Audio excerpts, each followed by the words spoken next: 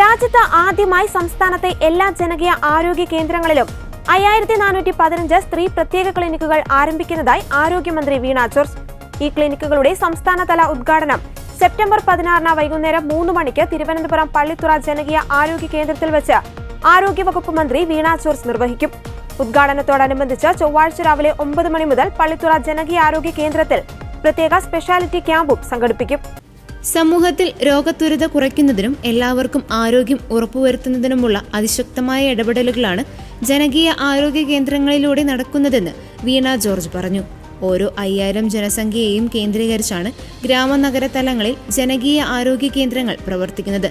ജനകീയ ആരോഗ്യ കേന്ദ്രങ്ങൾ വീടിന് തൊട്ടടുത്തുള്ള ആശുപത്രികളായി മാറിയിരിക്കുകയാണ്.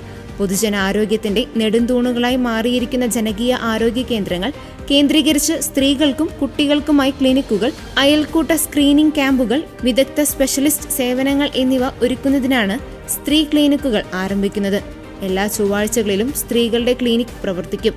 വിളർച്ച, പ്രമേഹം, രക്താതിമർദ്ദം, ക്യാൻസർ സ്ക്രീനിംഗ് തുടങ്ങിയവയും മറ്റ് ആരോഗ്യ പ്രശ്നങ്ങൾ കണ്ടെത്താനും ഈ ക്ലിനിക്കുകളിലൂടെ സാധിക്കുന്നു. അയൽക്കൂട്ടങ്ങൾ കേന്ദ്രീകരിച്ച് സ്ത്രീകൾക്കായി പ്രത്യേക പരിശോധനകളും കുടുംബാരോഗ്യ കേന്ദ്രങ്ങളിൽ വിദഗ്ധ പരിശോധനകളും ബോധവൽക്കരണവും ഈ ക്യാമ്പിന്റെ ഭാഗമായി നടക്കും.